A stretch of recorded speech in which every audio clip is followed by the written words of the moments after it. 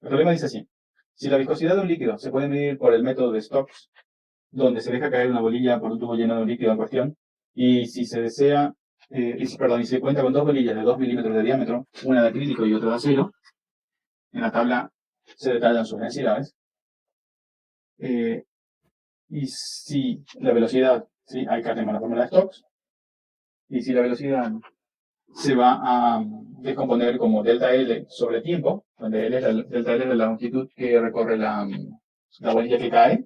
¿Se acuerdan? Este es un experimento que probablemente hayan hecho en física para medir la densidad cinemática de un líquido. En este caso, delta L vale 5 centímetros. Y una aclaración se hace, es que el tiempo se mide exactamente, y es igual a 2 segundos.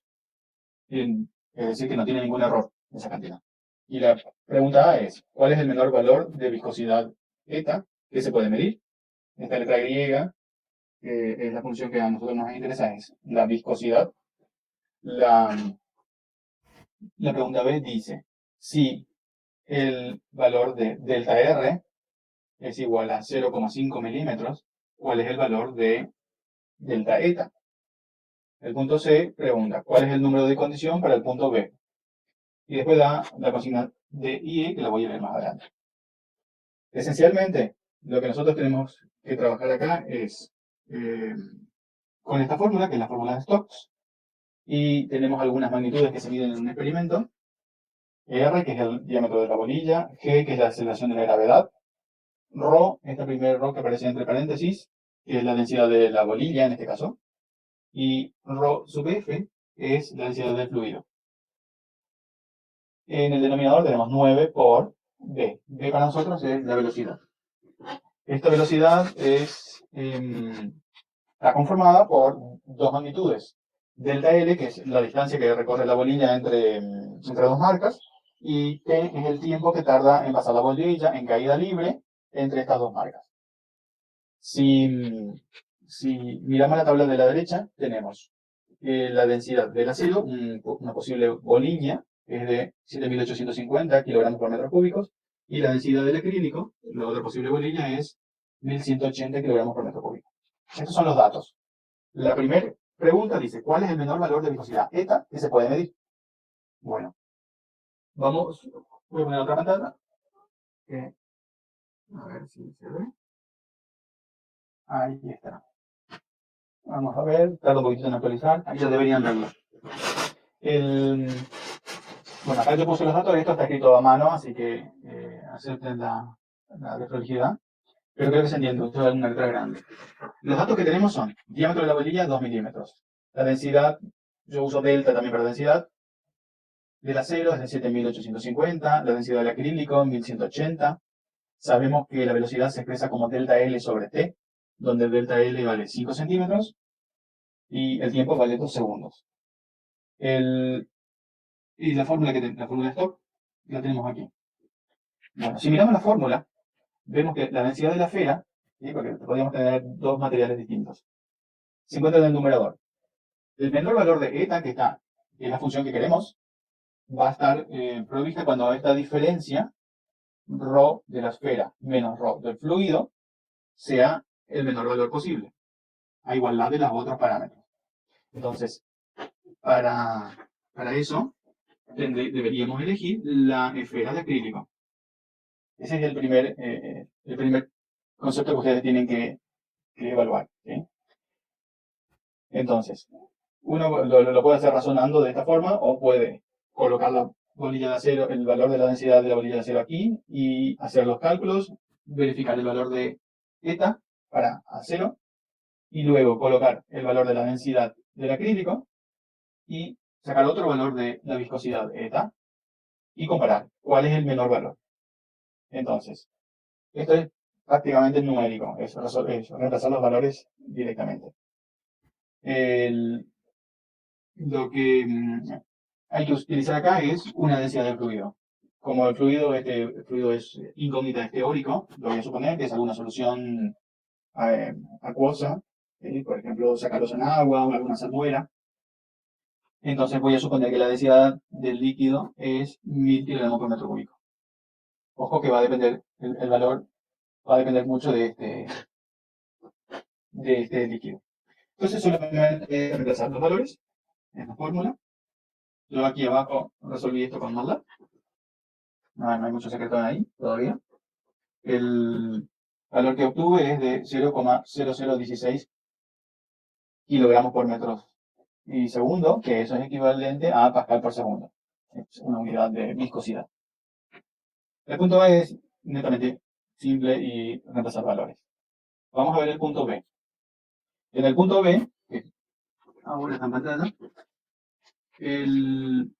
lo que me pide es si delta R, vamos a ver lo que es delta R, es igual a 0,5 milímetros, ¿cuál es el valor de delta eta? O sea, delta R, fíjense que me dice es igual a 0,5. R es la letra que yo usé para el radio de la partícula, o de la esfera, la bolita que está cayendo. Entonces, delta R, como tiene estas unidades de milímetros, me vendría a estar indicando una discrepancia o un sesgo en el valor del radio. Y nosotros nos vamos a tomar a esto como un error absoluto, porque tiene las mismas unidades que la magnitud radio. Por lo tanto, me está preguntando cuánto vale delta eta. Este otro delta sería el error absoluto de la viscosidad. Entonces, hay varias maneras de resolver esto. Una es, digamos, el método directo o de fuerza bruta. Lo que yo puedo hacer es sumar 1, que es el radio de la esfera, más esta discrepancia, y eso me daría 1,05 milímetros, que es este valor que está aquí abajo. Este valor sería el radio más su error absoluto. Vendría a ser una cota superior del valor que puede tomar la esfera, con esta discrepancia delta R. Se puede hacer algo parecido, considerando que la discrepancia, en vez de incrementarse, puede ser hacia abajo. Podría ser 1 menos 0,05 milímetros. A los efectos, el resultado va a ser el mismo. Yo tomé el valor más fácil, que es irme para arriba. Entonces reemplazo este valor en la fórmula y hago la misma fórmula de stock que teníamos acá arriba y hago la misma cuantita. Exactamente son los mismos otros valores. El resultado que obtuve acá es 0,0017 pascal por segundo. Acá lo hice la cuenta en MATLAB. Si quieren lo pueden probar y revisar. Y esto vendría a ser el nuevo valor o el valor superior de la viscosidad. 0,0017. Este valor menos el valor anterior que yo calculé cuando el radio era igual a 1 milímetro, me daría el delta que estoy buscando, el delta en la viscosidad. Acá hice la operación, el resultado que obtuve es 0,0001 pascal por segundo, o sea 10 a la menos 4 pascal por segundo. Esta forma de calcular, es un método directo. Hay otra forma de calcular, que es la que vamos a ver ahora, que sería un método más aproximado, que es utilizando las fórmulas de propagación de error. En las fórmulas de propagación de error, que vamos a utilizar es esta que está acá. A ver, déjenme marcarlo un poquitito. Acá. Es esta, que dice que el valor de delta de la viscosidad es igual a la derivada de la función viscosidad, esta que está acá arriba, con respecto al radio, multiplicado por delta R. Es la misma fórmula de propagación que ustedes habrán utilizado en física, ¿sí? Y que sale de la expansión en serie de Taylor. Con esta fórmula, yo lo que necesito hacer es derivar la función eta, cuya derivada está acá abajo, ¿sí? Marcado acá, y multiplicar por delta R. Fíjense, como consecuencia de la derivada tenemos este R cuadrado que aparecía acá arriba, ahora se transforma en 2R. El resto de los parámetros son constantes para nosotros, así que no van a cambiar. El valor numérico de toda esta operación está incluido aquí en esta fórmula, hasta acá. Y el último factor es el delta R. Este delta R. Ese delta R es el valor que era de dato, 0,05 milímetros, que aquí está pasado metro, para compatibilidad con las unidades. El resultado que obtengo es 1,57 aproximadamente por 10 a la menos 4. Recuerden que el valor anterior que obtuvimos es 1 por 10 a la menos 4. O sea que, si bien no son iguales los valores, estos valores están en el mismo orden, porque fíjense el exponente, y aquí es menos 4, aquí también es menos 4, y la parte entera es la misma, es 1 y aquí es 1. Eso es lo importante, la comparación de órdenes de magnitud. De esta forma se responde el punto B. Vamos a ver el punto C. En el punto C, lo que hacemos es, lo que me pide es el número de condición usado en el punto B. Para el número de condición, nosotros tenemos una fórmula. Esta es la fórmula que está en el libro, donde el número de condición es igual a x por la derivada de la función de x dividido la función de x. Fíjense que esto me debería dar un número adimensional. Esta es la forma aproximada de calcular el número de condición. Después existe la forma directa de calcular el número de condición, que vendría a ser igual a el error relativo de la función, que es esto en el numerador, dividido el error relativo de la variable. Esta función es una función de x, para nuestro caso particular, es la viscosidad, la fórmula de viscosidad que tenemos de datos, que está acá arriba. Por lo tanto, la variable que nosotros vamos a analizar es, en este caso, R. Para nosotros la variable va a ser R. Luego, el valor de delta R que vamos a utilizar va a ser el valor de 0,05 milímetros que vimos antes. Y el valor de delta X, o sea, perdón, de delta F de X, o sea, el valor del error absoluto de la función, va a ser igual a delta eta. Acá lo que tenemos son dos formas de calcular. Voy a empezar utilizando la fórmula esta que utiliza las derivadas. Si yo escribo el valor de x, que en este caso es r, el valor de toda la derivada de la función, obviamente la derivada con respecto a r, la misma fórmula que usé antes, y abajo en el denominador coloco f de x, que para nosotros es la función de la viscosidad, esta que está acá. Antes de resolver los valores puedo ver qué es lo que puedo simplificar. Acá está simplificado. La diferencia de densidad se puede simplificar. El 9, la velocidad, la aceleración de la gravedad. Una R con esta R que está acá adentro. La otra R con la R que está acá afuera. Un 2 con este 2. Y lo que me queda es 2. Arriba me queda 2. Entonces el resultado del número de condición calculado de esta manera es igual a 2. Fíjense que es una cantidad adimensional. Vamos a ver la forma de calcular de forma directa, ¿sí? O de fuerza bruta, lo le damos. Es esto que está acá en azul. Y el error relativo de la función sigue la misma regla que nosotros vimos para error relativo en general.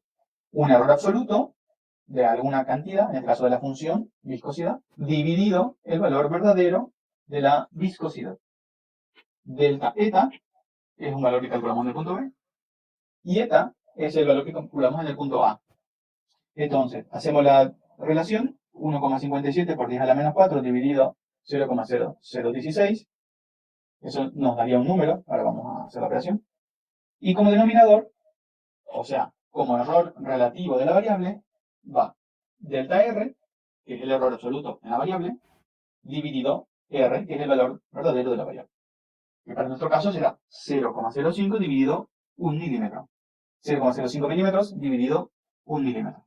Se cancelan las unidades y esa cantidad de error relativo también es adimensional. Si yo hago toda esta operación, que está hecha aquí en MATLAB, estoy pintando el lugar donde hice la operación, me da 1,9625. En este caso, podemos ver que prácticamente esto es igual a el valor anterior que calculamos, que era 2. ¿Sí? Fíjense que de dos maneras distintas, calculado el número de condición, me da el mismo valor. Ustedes, si habrán estudiado el número de condición, van a recordar que el número de condición me dice cómo se propaga el error que está introducido en una variable. Si el número de condición es 1, significa que una variable, en este caso el radio de la esfera, si tiene un error del 5%, cuando yo haga todas las operaciones para calcular la viscosidad, esa viscosidad también va a tener un error del 5%. Si el número de condición, por otro lado, es mayor a 1, pongamos por caso 10, si mi variable tiene un error del 5%, cuando yo hago todas las operaciones, el error de la función, el error final, va a tener un error igual a 5 por 10, 50%. Y eso puede ser nocivo, puede ser que no me sirva para los cálculos de diseño o de lo que yo quiera hacer. ¿Qué es lo que tengo que hacer? Tengo que, en este caso particular, cuando el error es del 50%, tengo que buscar cuáles son mis requisitos de tolerancia. Si el error que yo necesito en mi función es bajo, por ejemplo, del 10%, yo tengo que conseguir que mi variable no tenga un error tan grande, de tal manera que cuando yo multiplique el error de mi variable por el número de condición, el resultado sea del 10% como mucho. O sea que mi variable debería tener un error, en este caso, del 1%. ¿Qué significa eso? Tomar mejores medidas, exigir que mi proveedor trabaje con más cantidad, entonces los errores de estas cantidades variables van a ser menores. Por otro lado, puede ocurrir otra cosa, que el número de condición sea menor que 1. Menor que 1 y mayor a 0. En ese caso, cada vez que, si yo tengo una variable que tiene un error del 5%, cuando meto en mi función, los errores se van a ir amortiguando y la función al final va a tener un error menor que el 5%. Pongamos por caso, el número de condición sea 0,5. Entonces, el error relativo de la función, cuando mi variable tiene un error relativo del 5%, vendría a darme un error relativo de la función de 0,25. No, perdón, de 2,5. Este caso puede ser bastante ventajoso porque significa que yo no le voy a exigir demasiada precisión a mi variable. Digamos que cualquier cosa que entre, ¿sí?, como variable, cuando pasa por mi función, me va a dar algo útil, por así decirlo. Bien, después si quieren repasamos un poco más del número de condición. Vamos a ver en este mismo problema cómo se encarga el punto D. El punto D me dice que si delta t vale 0,1 segundo, me pregunta cuál es el número de condición y cuál es el valor de delta de viscosidad. Acá está en la pantalla.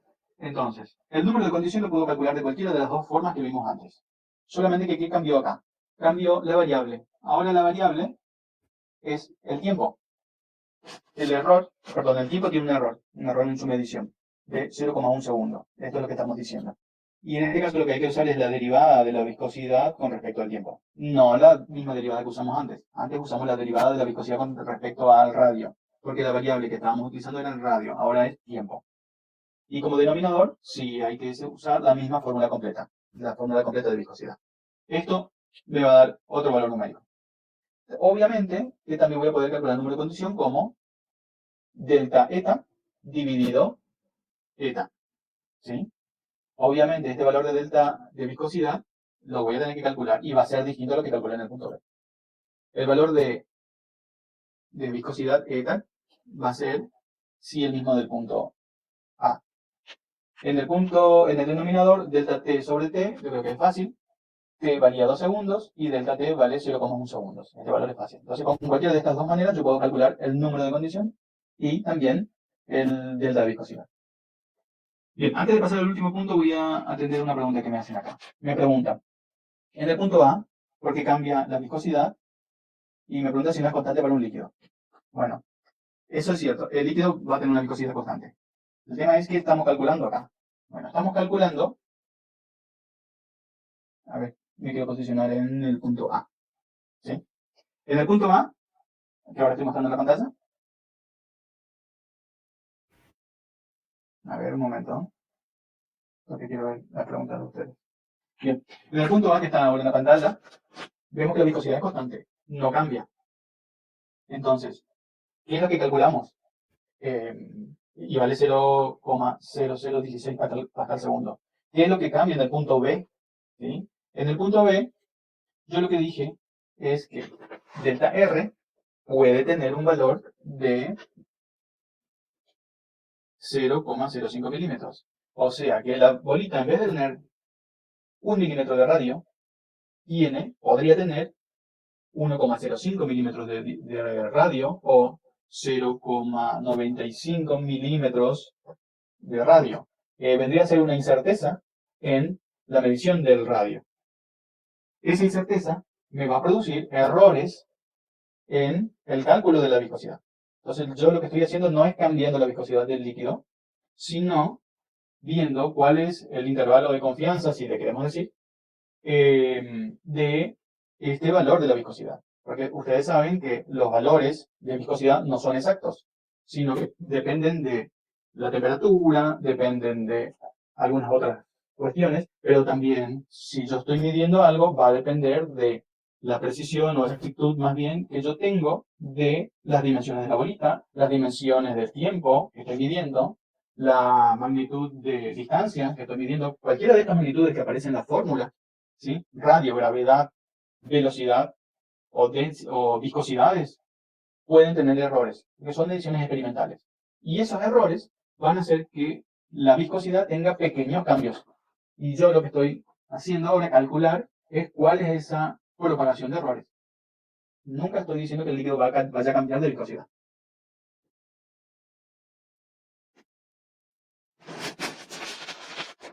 En el punto A, ¿cómo influye el material de la bolita? Resulta que la idea es que esto sale de un experimento de laboratorio. Si yo tengo un líquido incógnita y tengo dos bolillas, si yo tiro la bolilla de acero, por ejemplo, y midió esos tiempos, perdón, y tengo muy buena precisión en un cronómetro y tengo muy buen ojo también como para ver cuando la bolilla pasa por la primera marca y cuando la bolilla pasa por la segunda marca, yo podría utilizar una bolilla de acero para medir la viscosidad del líquido. Pero ¿qué pasa? Como esta bolilla de acero pesa muy rápido, va a ir a una velocidad mayor. ¿Sí? Eso es lo que nos dice la intuición, se va a mover más rápido.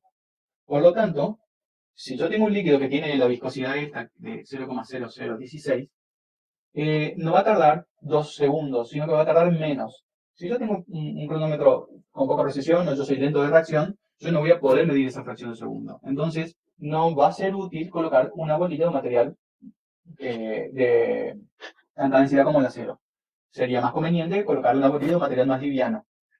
Entonces, busco el acrílico, que es el material más liviano que tengo en la tabla, y largo, como la diferencia de densidad es pequeña, se va a mover más lentamente. Y yo voy a tener tiempo de capturar el paso de la bolilla por la primera marca y el paso de la bolilla por la segunda marca. Por lo tanto, sería más conveniente, ¿sí?, utilizar esta bolilla, la que se mueve más lento en el seno del fluido. ¿Qué pasa si yo tuviera otro líquido mucho más viscoso?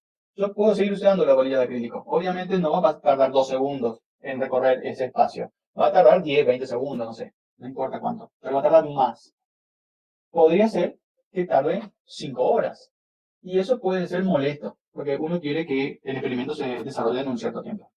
Entonces, sería más conveniente utilizar una bolilla ahí de mayor densidad. Eso va a hacer que se mueva más rápido y sean tiempos que yo pueda trabajar en el laboratorio. Este ejercicio lo que sirve es a priori saber cómo seleccionar el mejor material para hacer mi prueba. Nada más.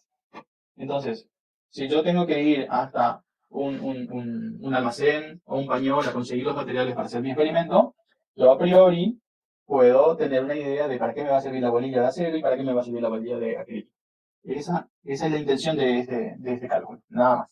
Nunca el líquido va a tener dos viscosidades. Bien, espero que haya quedado más o menos claro. Voy a pasar entonces al último punto de este ejercicio.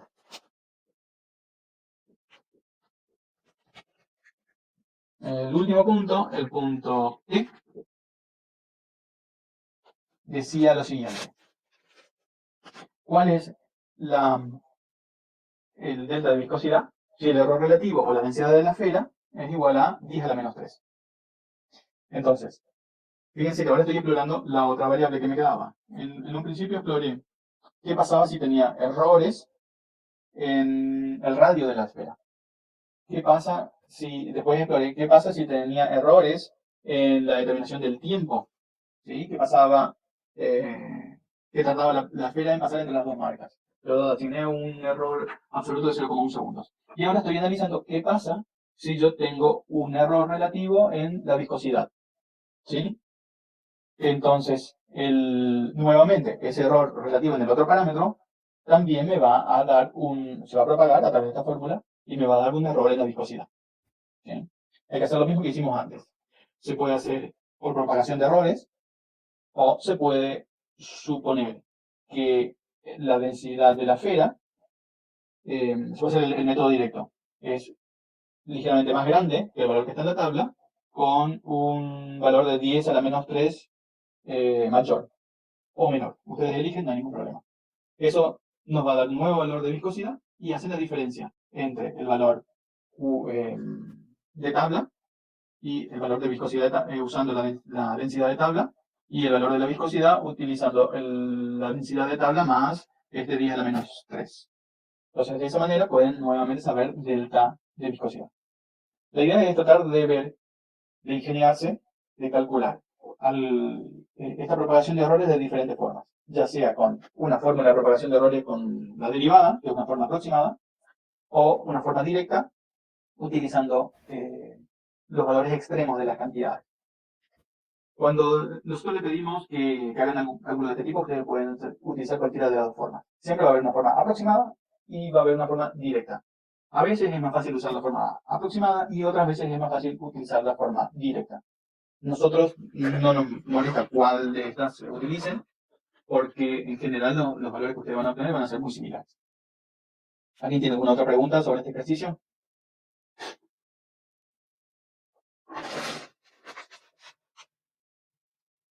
Sí, sí, escucho preguntas. O por el chat. ¿Qué pasa? Me pregunta qué pasa si tenemos más de un error a la vez. Si tenemos más de un error a la vez, se puede hacer la propagación de errores por cada variable. Ahí la forma más fácil de hacer es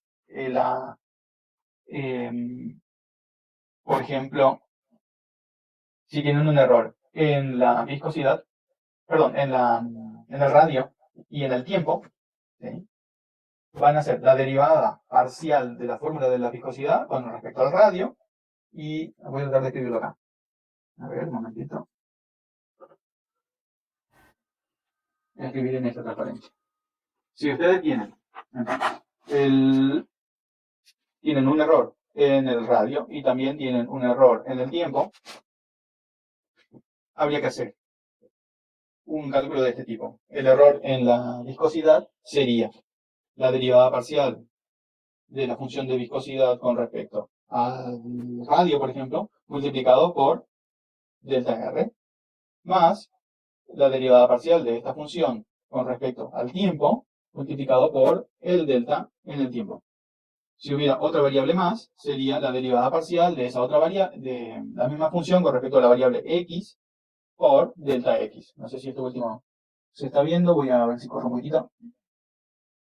Pero esto es la fórmula de propagación de errores que ustedes vieron en física y que acá nosotros en métodos numéricos vemos que se desprende de una aproximación en serie de Taylor. Esa fórmula de propagación de errores sale de una aproximación en serie de Taylor multivariable, con más de una variable,